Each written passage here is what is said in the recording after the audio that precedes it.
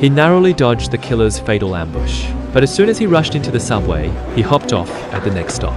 By then, $50,000 had hit his bank account. If he could survive 24 hours total, he'd walk away with $24.5 million. But until then, 5 killers would be hunting him relentlessly. Just then, disaster struck.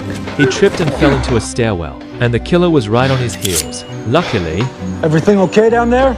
A cop showed up just in time. There was a rule to this game. He couldn't call the police, and he couldn't quit halfway. Under the cop's protection, he managed to shake the killer off. He scrambled into a church to hide, only to find another killer lying in wait. The killer inched closer, and the church doors were already locked. He swung a hammer and charged straight at Dodge. Right as the hammer was about to come down, Dodge jammed the killer's hand in a door crack, then fought back, locking the killer inside the church.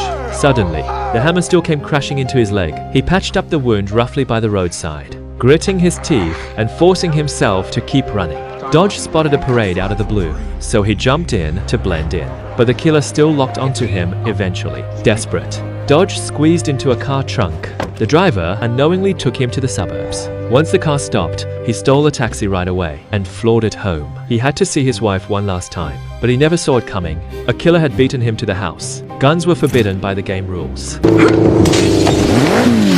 Dodge narrowly escaped another deadly attack.